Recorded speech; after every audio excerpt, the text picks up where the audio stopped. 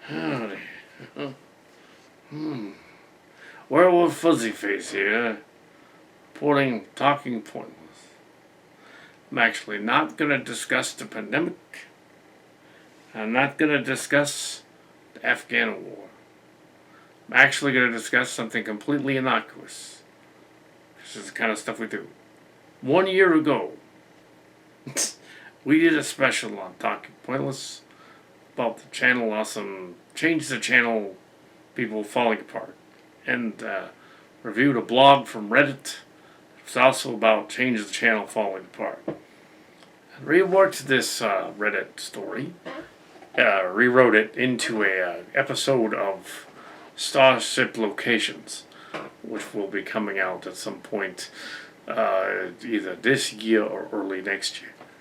Starship Locations starts filming probably around September 8th of this year, in time for the 55th anniversary of Star Trek. So yeah, that's cool. So there's cleaning house stuff. So just going to chit chat, just going to live blog. It's gonna be fun. We're going to live blog right now here, right live. It is starting a little late.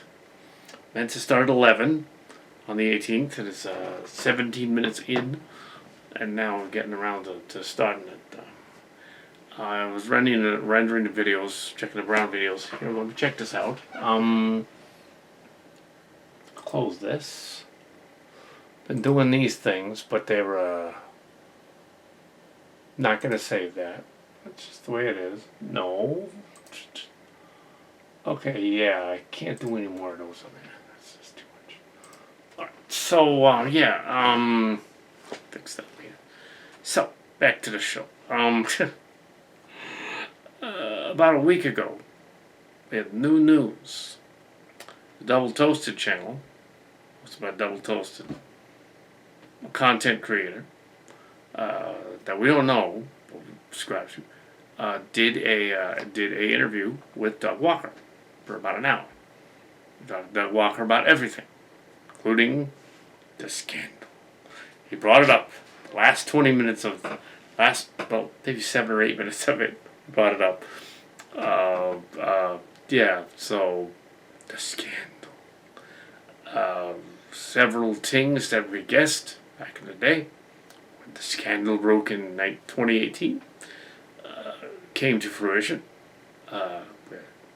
Although we were not in the know about what was going on, there was a non-disclosure agreement that said, okay, we're gonna clean house at Channel Awesome, and we're going to quietly ask the other producer fellow that we won't name his name to leave, and we will continue the channel without it. That caused them to lose the studio they were staying at. So by 2019, they had to move on to another studio. So they said, okay, you can't be, because it was his studio. So that wasn't the sycophants chasing him out. That was he lost the studio. They said, oh, it's Mashad's studio. Yeah, there's the guy. And so you have to go, okay, we'll leave.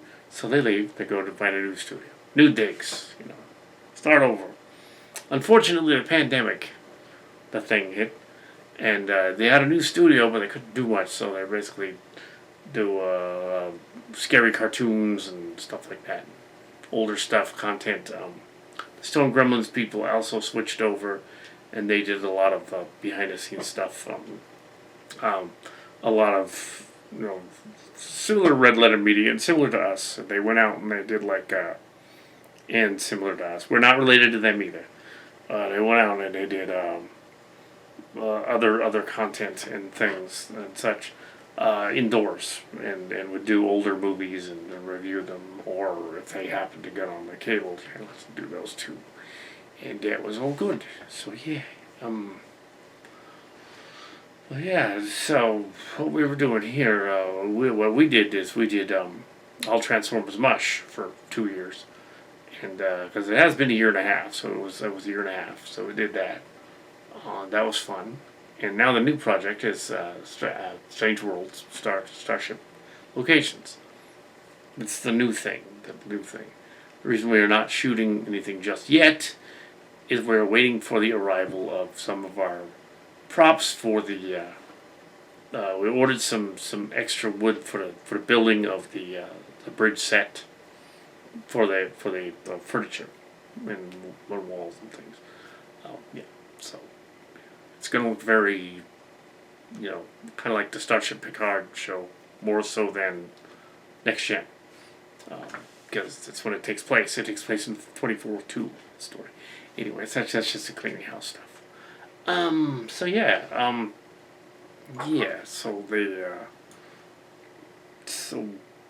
basically, back to the story. They basically said they were done. They said Doug Walker. He says they grew too big, and that we took too many chances and we didn't make things official, and it threw it all off. And then people got like disappointed and whatnot. So he did apologize sort of backhandedly, Mark's Card Sergeant, too, and he said they apologized, but they just couldn't say names. Either could we. So when we were doing, like the on location books and whatever, we had to change names around. And when we released the videos, we have to not do last names. Yeah, so there's a tricky kid gloves thing with some of the earlier footage and stuff. If for instance, if we had the old footage of our stuff, having nothing to do with theirs, we have to. If something scandalous does come up, we kind of got to leave it out. So, and there probably wouldn't be anyway. But yeah, we just got to leave it out. Just not talk about it. It's something we made up. That's fine. But yeah, just to make sure that the live action releases of on location stories are not like that. So in trouble. Even to the point of suggesting the Starcracker characters are straight or gay or whatever else. We kind of have to be careful with that one too, because there could be they kind of use names from Pine Hill, and I don't know if they would all appreciate that. So if they do another Starcrackers, they have to not use those names or use them differently. And same thing with the Starship Locations. Really shouldn't use Picard and Data. You should change their names for the re-release. You'll know it's Picard and Data. It's the action figures of them, but and whoever else have the Data. And there was also quite a bit of controversy concerning the He-Man after it came out, to hit the Masters of the Universe, and how Kevin Smith had somehow tricked the fans into thinking that this new Master of the Universe Revelation story was completely on another planet. Now there was an excellent guy who used to work for Mattel, and he's posted a bunch of videos saying no, this is actually, a lot of his stuff is canon in that story. It actually works. He's a fan, but yeah, but yeah. Because he worked for them, he knows what he's talking about. He worked for Mattel. I think he may be one of the Trek Corps people. Yeah, so he worked for that. I did not. I did not work for Mattel. But yeah. So yeah. I used Playmates figures in my movies, but I did not work for Playmates. Yeah. My Ninja Turtles, Star Trek Ninja Turtles, show up in Transtech. Yeah. So,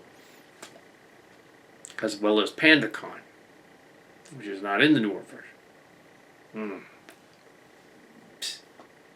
But yeah, so, yeah.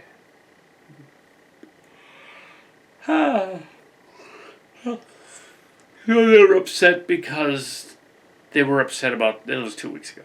They were upset about the previews for the Masters of the Universe movie looking like they were promising it's all He-Man.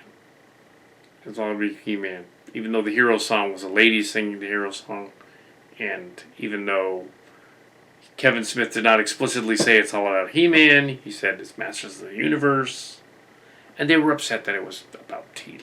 It's only half of the story too, so he's in the second half. But in the He-Man thing, they got a lot of stuff right. A lot of stuff right. They got Orko's powers are increased when he's in the Phantom Realm, so he's really powerful and he like beats the Skull guy. Like that. That's right. That's G1 comics. It's deep, right there. In the other Fraternity realm, they meet Hero and Grayskull from the G1 comics. This is back when Marvel and DC were kind of buddies, more so, and they would trade back and forth. And this is the reason that there was a DC line of the Barbarians to test the waters for the release of the new classics, the 2020 and 2021 lines, of some of which I have. We have here back here. He-Man and Skeletor and their cats. Yeah. And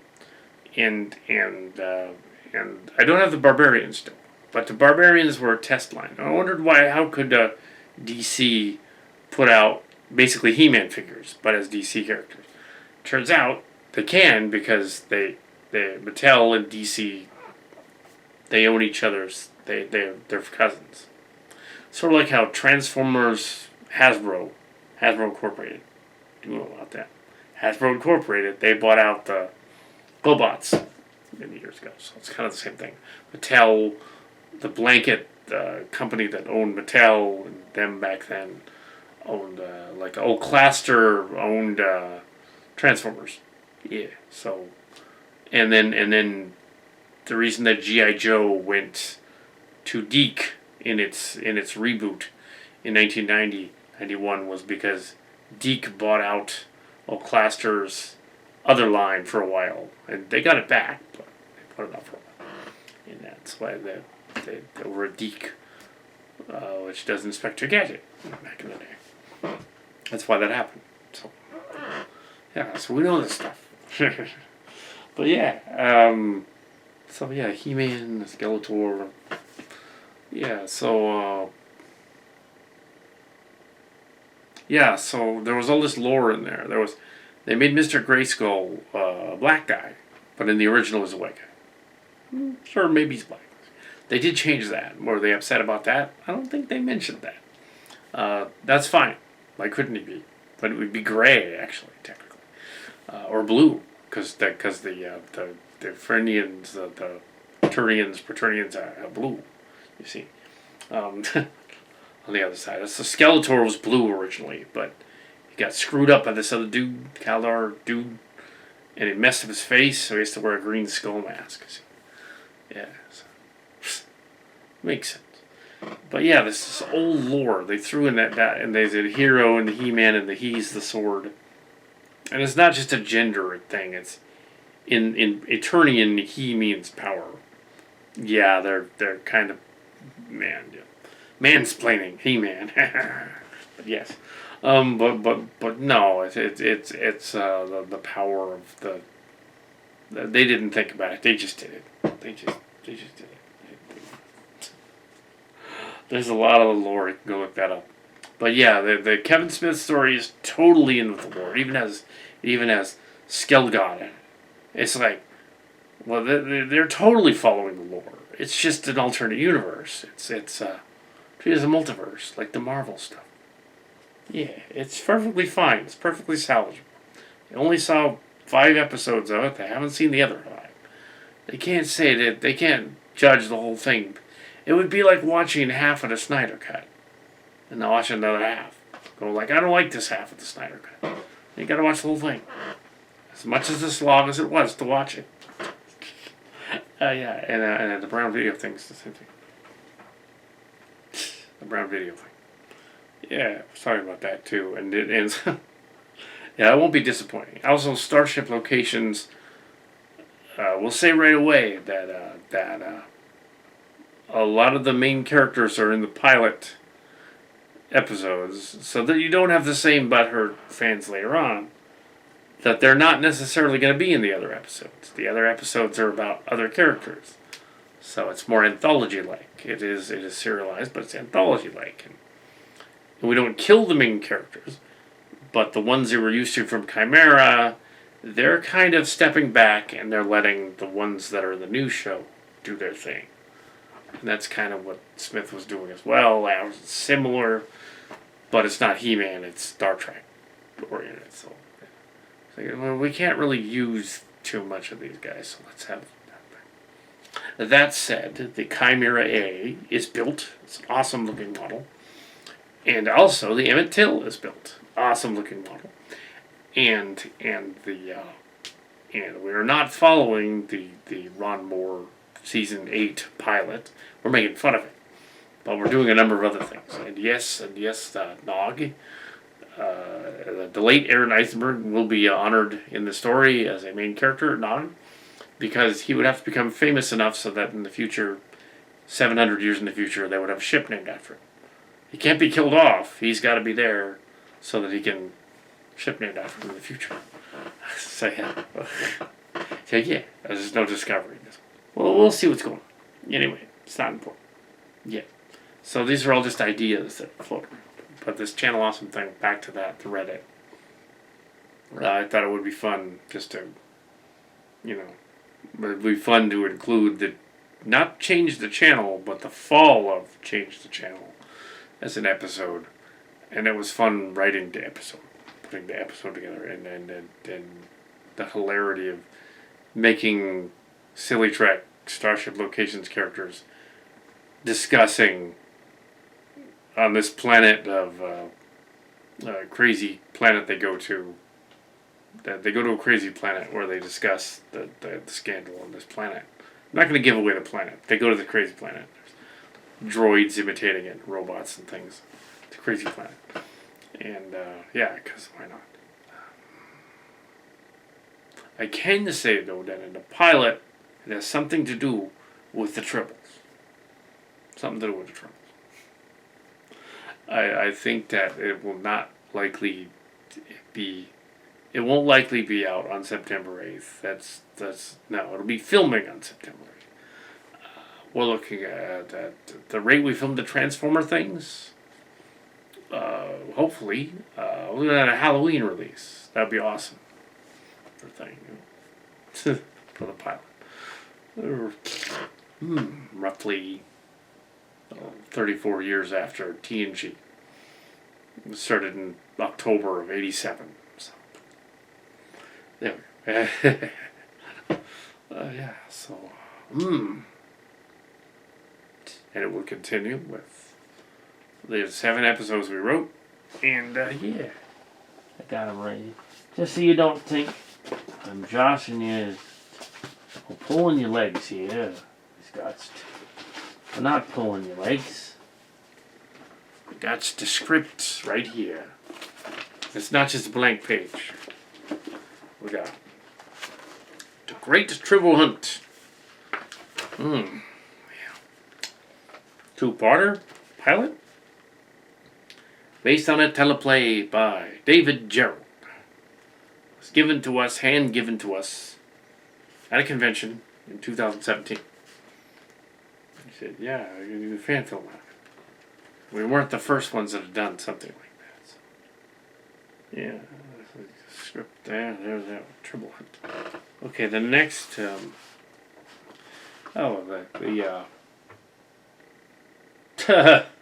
this is based on this one, the Tribble one's based on David Gerrold. Loosely. The next one is The Fall of Change the Channel. But it's called Cinematic Vitriol. It was going to be called Cinematic Venom, but we changed that because that's the guy's real name. Can't use that. Cinematic Vitriol. That we can use that. And I follow the channel Awesome Story. And this is a 1-hour episode. Yeah. On a station or planet. Yeah, goofy. Next one is another station-y, planet-y type story. These aren't I guess these are kind of in order. Yeah. And this one is based on the Star Trek Galaxy Reddit discussion by Mike Stauslaska and Rich Evans, who you might know from Red Letter Media. So this is based on what other people discussed about their discussion. So it's not theirs, it's what they discussed about their discussion, as well as what this one is. It's not them, it's not Cinematic Venom, it's a discussion about the discussion. So, yeah. But it's a Star Trek episode. It's done with aliens now. And creatures, yeah. This is called Pitch at Valorian, and it is on the wreckage of the Enterprise D on the planet. They go to the wreckage and they find it. Let's see here. We got the triple. Two. Then we come to two sets of two-parters. I don't know when we're going to get around to filming all these. But these two sets of two-parters. The first one is the Clark Gable Parts 1 and 2. Again, based on Mike Stauslaska's and Rich Evans' ideas. But this time, the Reddit for Star Trek Picard. So this is a spoof of Star Trek Picard because we're hack frauds. I like them. And we decided to just do the Reddit discussion of the discussion. Like that one, yeah. On a planet where they're discussing things are going south on the planet. And they go down there and they talk TV like the Weird Al, you know. And they go down there and they got to solve things. And their planet worships the Picard, the show, and they're having a meltdown because the last couple episodes were kind of silly. So that's how. And then we come to the finale, another two-part incident at Ardani. I can't give that one away. It's hard. I can't give away the finale, but it's a similar blog within a blog. I can tell you that it is based on, loosely based on a blog series by a guy named Jason Colavito, talking about ancient aliens and giants. And also on a little bit of Picard show, and a little bit of Star Trek Uncharted by Michael Gimmelt. A little bit of that in there. Of course, through the whole thing, it's a little bit of Michael Gimmelt anyway, because yeah, we kind of felt sorry for him. Yeah, how long has it been since that story? I guess I can fill you in on that. Okay, so basically, in brief, real brief, don't want to make this too long. In 2015, there was going to be a new Star Trek movie, new Abrams Star Trek movie. They were going to announce that they were going to come out in 2016 for the 40th anniversary, 40 years of Star Trek. Yay! Okay, so 50 years actually, 50th anniversary of Star Trek. So they were like, okay, we're going to make this new the new Star Trek and Star Trek Beyond. So this guy on the internet has a fan story idea. He wrote a story. He wrote a very long screenplay. Kind of like the Chimeras. Kind of like stuff we write. Very similar. He wrote this big elaborate thing. And the story. And he included actors, real actors, as the characters are going to play in it. And spaceship models that were taken from fans and put up there as well. So it looked legitimate enough that Trek movie and AGN and the BBC Trek bulletin board, and then Trek Web, which was Trek Web was gone, so it was Trek Core, early Trek Core. They all got excited and they said this fan is actually pitching for Star Trek because it said so in the headlines of Trek movie. So this spreads all over the internet like wildfire. A fan is publishing Star Trek. This has not happened since the late 1990s when they had a fan contest. Not one of these alleged sources, predating Midnight's Edge and Doomcock and some of those other goofy ones out there today, predating those, they would totally be on this story as a debunked immediately. They would run with the rumor for a while, but they never checked. Not a single person, and they had a Reddit thing too, and a bulletin board service thing too. They never checked They never went back to the well and said, to check this guy, is this Mike Gamelt fellow who used to write games, Star Trek games, did he actually pitch anything? Could he pitch anything? Yeah, and it was like, and some of his sycophants would go and berate the other people for even suggesting that it could be a made-up story, you know. A couple of weeks later, he changes his website's name to Star Trek Uncharted. And, yeah. And then says, oh, Paramount pitched to me and said, I had to change the name. But my show is still gonna go, and I'm gonna pitch to Star Trek in 2015. He was on about it. He was like, I'm gonna go to Star Trek and pitch to Paramount in 2015. Just so happened that was the 7th and final official year of the Cal Cat Show, and to celebrate our series finale, we were going to Hollywood. So Cal Cat and Mark Scott's gonna go to Hollywood. I don't know if Fuzzy Face went. Yeah, I went. I was there too. But yeah. So yeah, I was gonna meet him there. Okay. Yeah. So I did. Yeah. So in November of 2015, about the same time as Gamelt was gonna be there, we were gonna be there. So we're gonna go that way. Gotta be there. We went to Disneyland though. We didn't go to Hollywood. Well, Disneyland had pitched some weird ideas to the Disneyland people. Yeah. We pitched some weird ones. Some of which have become something. Some of which have not. We got a special screening of The Good Dinosaur because of Link Cowpoke. And we got to see some early stuff from the Star Wars that was coming out. The Force Awakens, the first one of the reboots. And it's very exciting. And we got to see stuff. To see cool stuff. Yeah. They were building a new set and everything. But yeah, didn't get to see the Expensive Store yet. It wasn't open yet. It was a week the Expensive Store was open. The one down by the old Imaginarium thing wasn't open yet. Yeah, so anyways, meanwhile Gamelt is out there blogging on his thing, the alleged pitch that he's having, and then disappears. Yeah, we go back to our blogs, the Googles, and the other ones. The thing is exploded. All over the internet.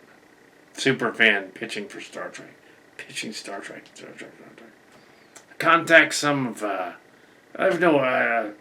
now, we knew of a few people that was in the know then. We knew of some people who were in the script writing then.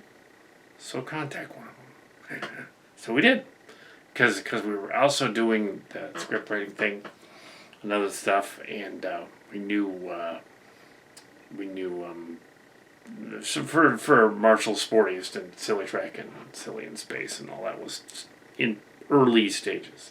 All the Silly Trek stuff was early stages. So we knew people indirectly, and we could totally verify stuff, basically. So we could contact people and verify them. TrekCore or Trek Yards, whatever. Some of those writers for Voyager post on TrekCore, so we contacted them. We said, how should you look at this Mike Gamelt thing? Look into this. Check it out. Because it's really weird that this guy's all over the place, and it doesn't seem like there would actually be any possibility for a fan to pitch to Star Trek at this point. Because they will pitch for Disney, but not Star Trek. So they looked. Lo and behold, they discovered, well, Mike Gamelt made the whole thing up. So, yeah. So, the Chimera guy, prints an article on TrekCore saying that guy did not pitch for Star Trek. This guy is running this long thread here. All the other ones did not pitch for Star Trek. We're not picking on him or anything. But he is lying. He's making it up. He didn't pitch. He couldn't have. It was a cease and desist. Apparently, Paramount had contacted him via email saying, "We want your domain name." Star Trek Beyond is going to be the name of the movie. We want your domain name.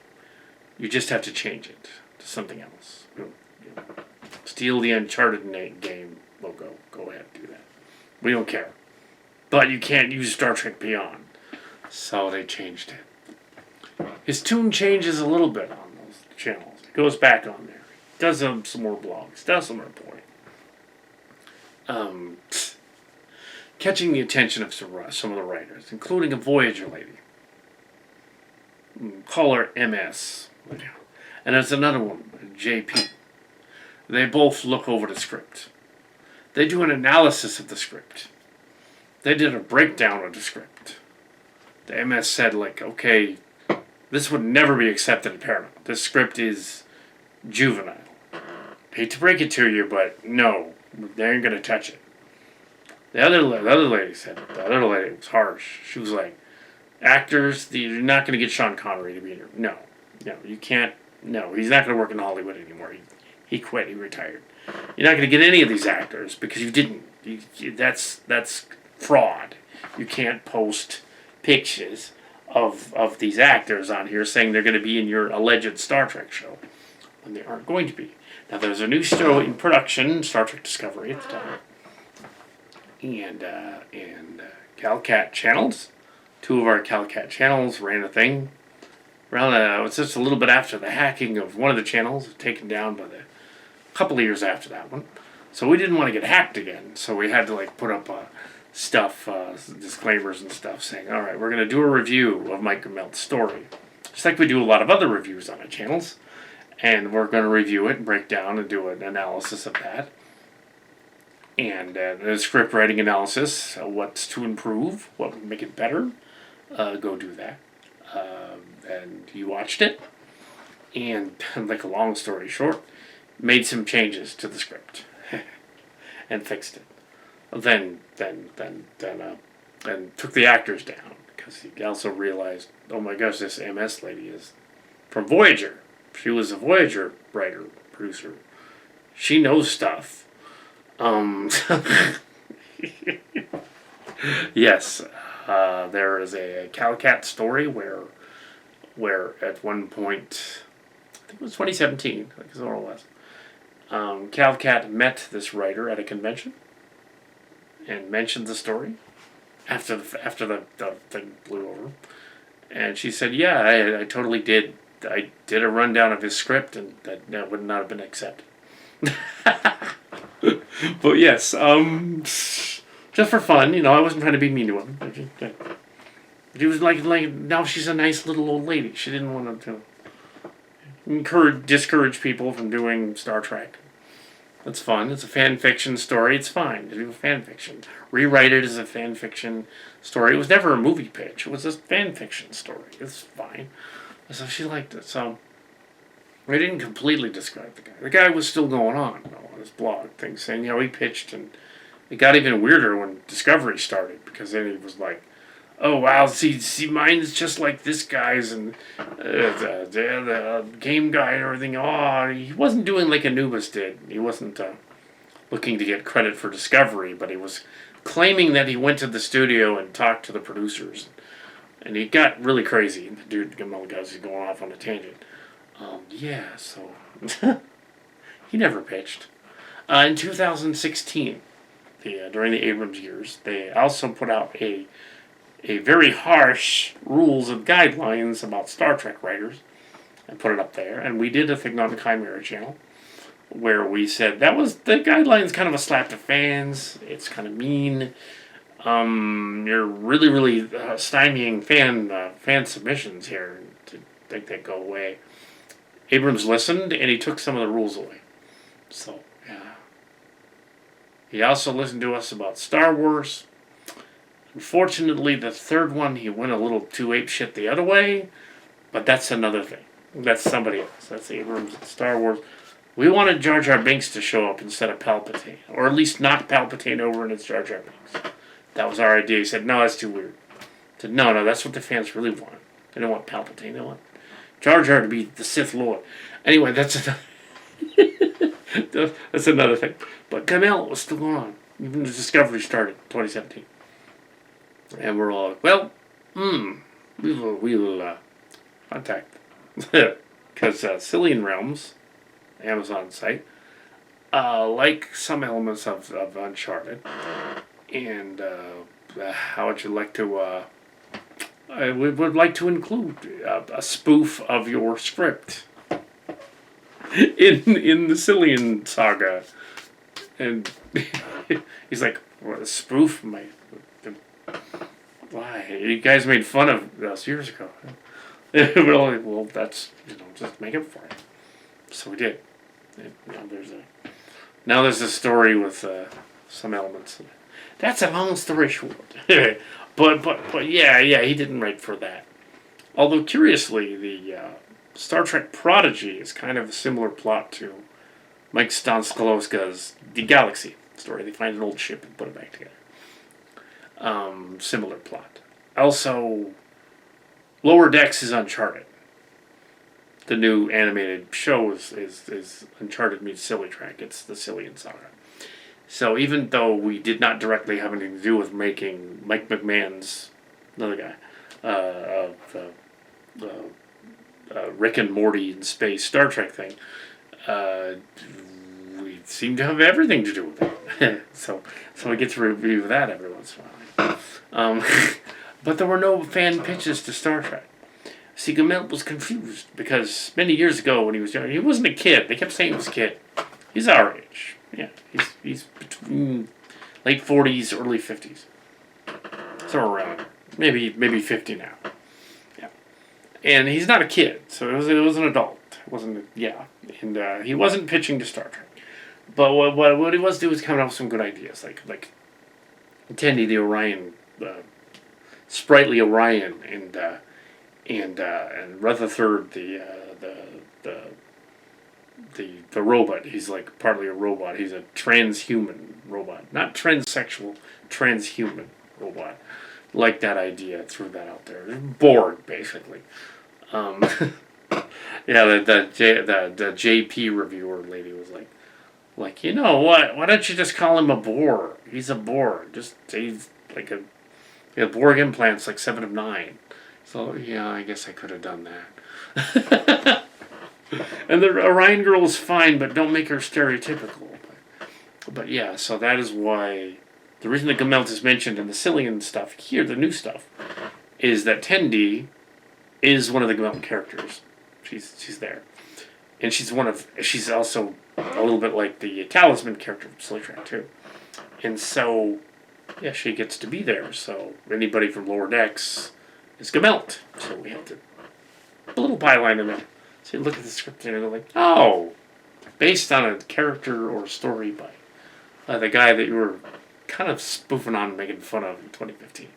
Oh, okay, so you kind of like made amends and said, all right, here's your byline, here's your character, she's used it.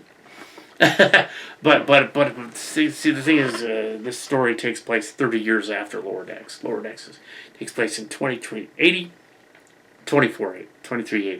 and it's now 2402. So this is Tendi a good 30 years later. So who knows what happened to everyone in, I don't know. And that's its own universe.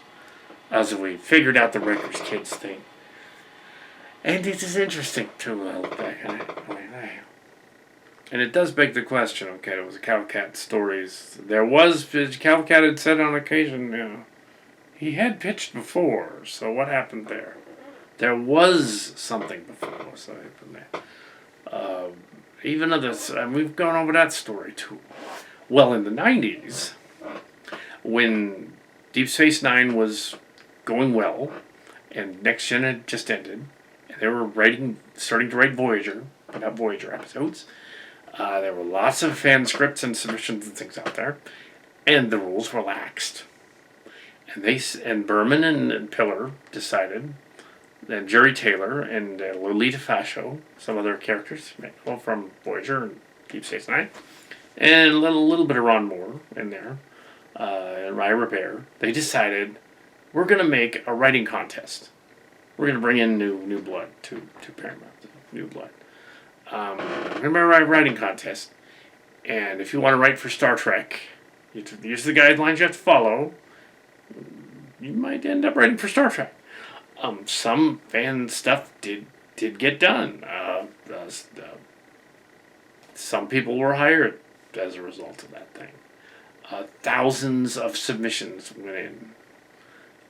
They whittled it. They talked to the Melinda Snodgrass, the lady at the convention, about how many went in there, how many were looked over. She looked over a bunch of them, and it was this long. She had nothing else to do at her table that day. She really didn't. I asked her, I said, I don't know if you bothered the whole table that day. Remember the writing contest and all that? And she thought, oh yes, I totally remember that.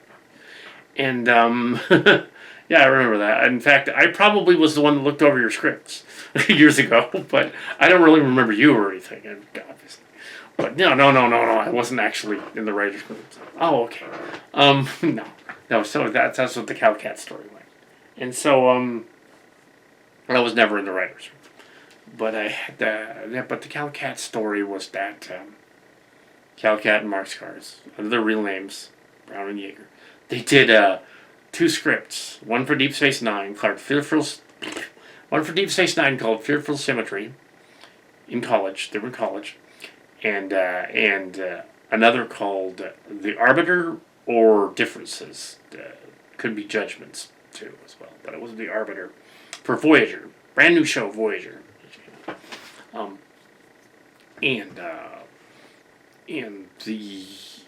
So the premise was, for Fearful Symmetry, was that the Dominion were the Fearful Symmetry. They were like the Blake poem.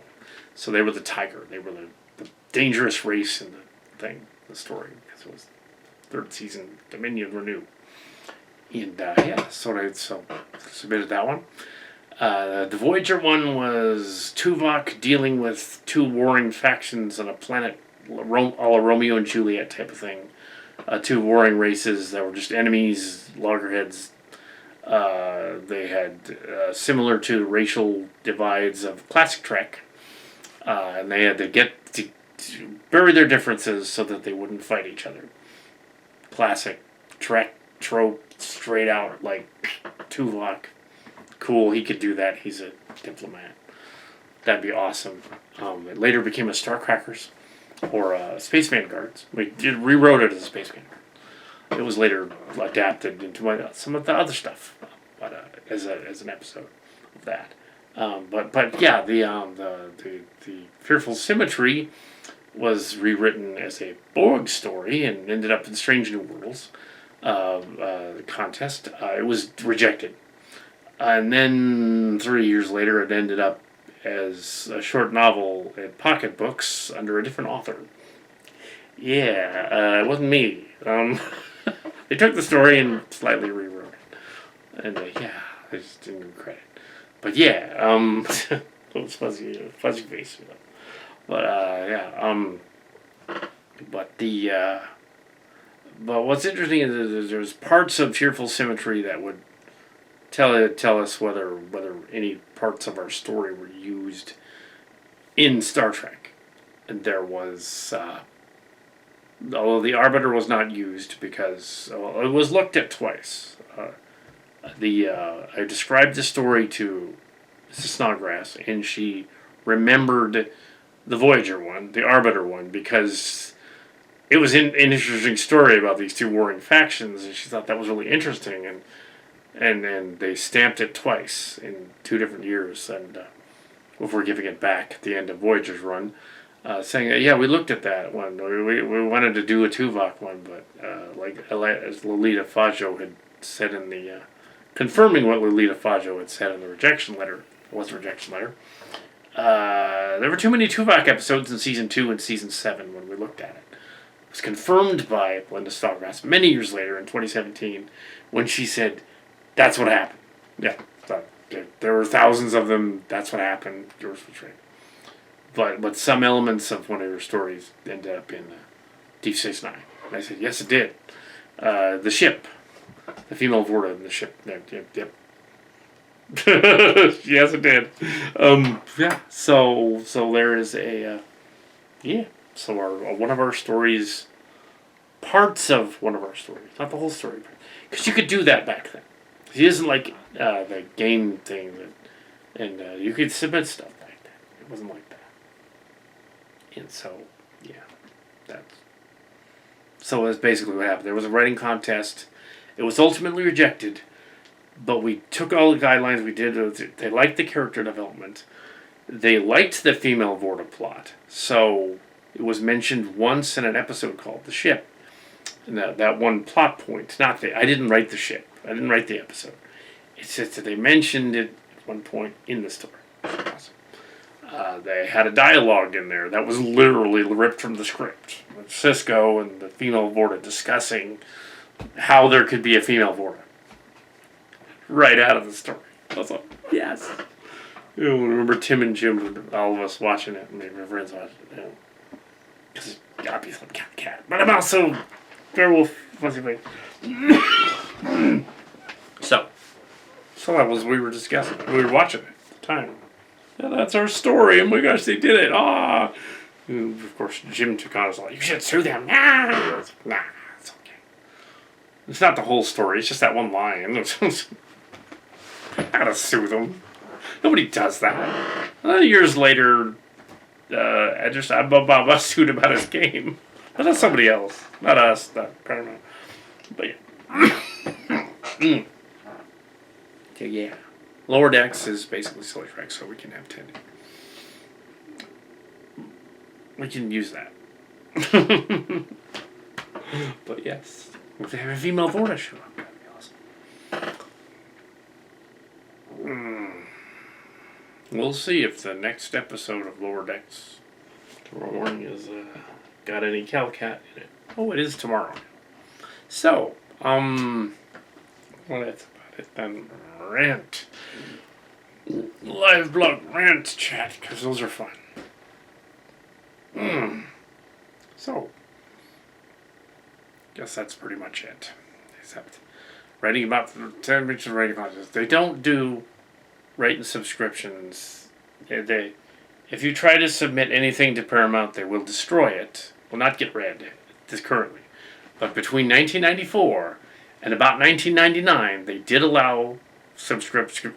About 2001, they allowed script submissions up until Enterprise started. Some of us were on that. Some people were on that one, Enterprise. I didn't write any episodes for that one. But yeah, scripts have changed a little. Things have evolved. The guidelines for Star Trek fan films basically now in 2021 basically say, all right, that length rule, they had a length rule that was stupid. They said only 10 minutes or whatever, and it's like, they lifted that. Oddly enough for a suggestion. Because that's silly. What if a fan film can be, there's a lot of, more than that. The Chimera, the three-parter is, there are 3 50-minute episodes that make up Starship Chimera, the Destiny device. At least in 2019. September 2019. That was full length and no one's complained at all. It's 503, it's non-profit. It's action figures, that's perfectly fine. It meets all the other criteria except length. It's not actors. It's not paid actors. It was us doing all the voices. It was action figures. They were perfectly okay with that. They're like, you don't need to worry about it. This is just, no. It's just your action figures. They're not, yeah. If Paramount complained about action figures, they'd have to complain about every little kid that whips out his action figures and does a Star Trek. We're not going to do that. That's stupid. We're not going to do that. For the same reason, we're able to do Hasbro stuff. Action figures. Whip out our action figures. Yeah, they're Hasbro. Transformers. Yeah, it's obviously like, it's not made for kids directly, but they could totally watch it. It's man-child. It's adults doing it. So yeah, yeah. So they can do that. It's action figures. So, it's fine. Yeah, action figures, space action figures. Yeah. Yeah, they didn't mind that. Also, some fan films have come out since then that have been an hour long or more, or whatever, and they've been short. Costumes are either good or not, or generally okay or whatever. It's fine. There have been spoofs since then, so they have laxed up their rules a bit. Especially since they've been embroiled in 2 or 3 different lawsuits involving games that they've ripped off for Star Trek. Because apparently years ago when Andy Weir of The Martian indicated no one will ever steal your stuff from your blog and stuff. What he meant was if you're not famous, no one will steal your stuff. Somebody in the audience kept asking that at 2 different conventions. 2017, 2018, no 3. In 2019, somebody always asked that. Maybe it's the same guy. And he told them, Andy Weir, he says, they won't rip off your stuff because you're not famous. Once you become famous, then they'll rip off your stuff. And there's some truth to that. They're not ripping off Calcat currently stuff because, they see the subscribers and not as many subscribers as other people. But they used to when it was bigger. But yes, and most of those subscribers went away because of the Copper Act. That wasn't our doing. Basically, there were a lot of bot channels that had subscribed to the channel, and in the Copper Act, I don't know if they were kids or not, but I don't know what they were. You can't see your subscribers. They may have not been. They may have been bots. They were probably bots, and they just added a bunch of subscribers, hundreds of them, and then they all just went away in 2018, and they're just gone. Until there were only hundreds of them instead of several hundred of them, or even up to 800 of them. They were just gone overnight because this Copra bot chaser thing, cleaned out all of the channels that said, okay, they have no content or little content, we'll just get rid of them. And overnight, fan creators instantly lost hundreds of subscribers or more, thousands for some of them. And they're gone. So they're just gone. So yeah, we have a lot of views. We have 400,000 views. We have over 900 videos on one channel and then 300 on the other. So we're well known locally. So when we go to conventions, and there will be conventions again. It will happen again. We will be out there. It'll be Calcat and Mark's Cards, hopefully at the next one. Yeah, so that would be awesome. Probably won't be Disneyland just yet. It's still there's still surges of the COVID going on. We don't want to get that,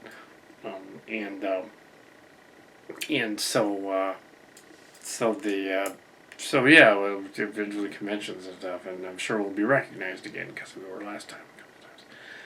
And it's weird because we were totally 2017, 2018, and 2019. There were any given mostly. Kind of 2017 was the imperial one. 2019 was kind of too. Not so much with a little bit 2018. There was always at least a Silly Kelly look-alike or a Clint Cowpoke look-alike, because there was a Fuzzy Face one at 2019. Yeah. But yeah.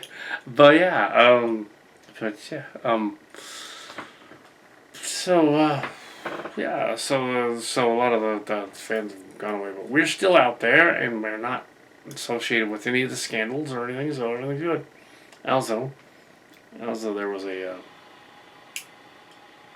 recent official okay on the early video productions, Mark's Cards, and even the Mumsy, who is the current director, my mom, who's the current director of the current producer of the.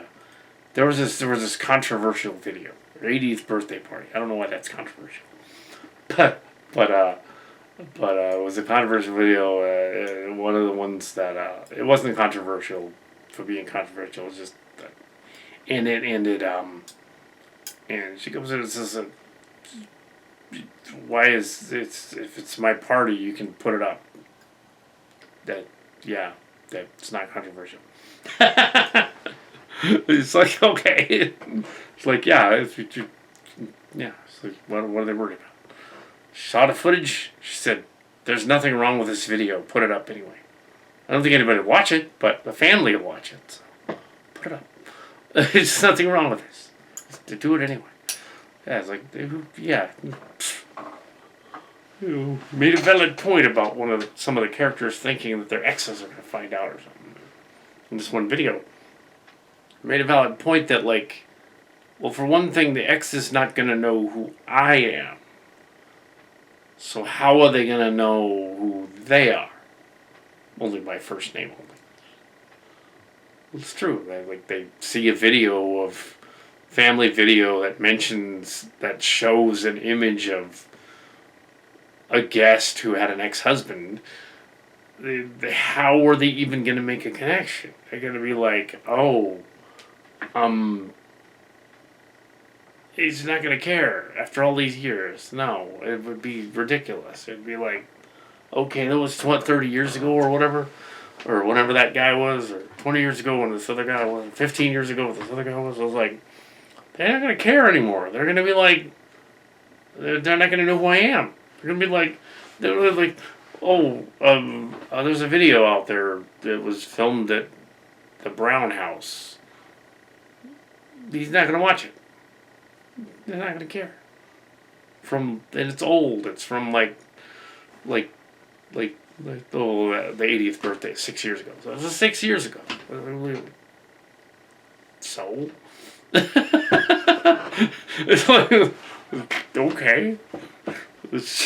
And some of the other stuff is even older. They're freaking out about that. No, we can't show the guy from the footage from 30 years ago of the kids running up and down the stairs or something. It's like, no, we can show that because that's 30 years ago. Nobody cares. No, nobody's gonna say anything, do anything, nothing.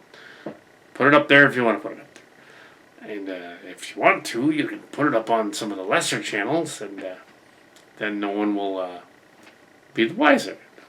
That'll be even more obscure. You can say, okay, if you want the main family characters to find the videos on the obscure channel, here's where to go and find it. Whereas that would be even more of a safety precaution. You can have it set up so, okay, only Brown videos can be viewed by the cast members from the Brown video collection. Only they can see it. And then they can figure out who everybody is, but no one else can. Yeah, so there's really not a problem there. It's silly. Even that thing from 6 years ago. And there inevitably will be a 90th party in 4 years or so. So there's going to have to be a thing there, and that's going to be completely allowed, absolutely allowed, if not filmed as an epic, and yeah, it's going to be allowed. It'll be like no, you're not going to yeah. It's like the Cal-Cat show is famous enough that we can get away with it. We're absolutely. There's nothing to get away with. It's like, well, yeah, we're just gonna do it. Because, sure, why not? There's like nothing that could possibly offend anybody there. It's not offensive. We're not gonna put anything offensive in it. If there's like dirty joke, it ain't gonna be in there. We're not putting online the full deadly hour, let's say. Okay, we're not doing that. That's not going up. You're not going to see that. No, no, that's for our own edifice. Watching that. Yeah, we're not going to put up like messed up stuff. Besides, Cal-Cat is not easily embarrassed at all. Because there was that convention with 2019. The Teddy Ruxpin. Was that 2019 we did the Teddy Ruxpin? I think it was. Yeah, it's like that. Yeah. No. Never been easily embarrassed. No, too much filming. Our exes will find us. I wish I pointed out if he was that obsessed, why would he? Yeah. Ew. He can't still be that obsessed. No. Dude, no. And of course, we will acknowledge the presence of the final slideshow thing, which also was approved by the final Yvonne slideshow. We will cut out the 2 seconds that identify a kid, because, okay, we'll cut that out. But it's like, if we find the slideshow, we haven't found it yet. If we do, we'll cut that out. Even though that was just a suggestion. We didn't need to, in other words, back in over a year ago, 2 years ago now, we didn't need to delete the whole collection. We just needed to delete 2 minutes one video, we could have left the whole thing up there. It would have been perfectly fine. Nobody would have said anything. And it was the authored version that had all the boyfriends cut out. We don't want to even have that version. We don't want all that. Unless it's embarrassingly stupid. And some of it probably is. But yeah. Anyways. So, don't worry about all that shit. This is my live blog. And the hour is up. Pretty much. So, I want to go on for now. Yeah. And, yeah. What we'll say about Afghanistan is, it's a hellhole there, Afghanistan. Yeah, and that was an unwinnable war. Anyway, that's all I gotta say.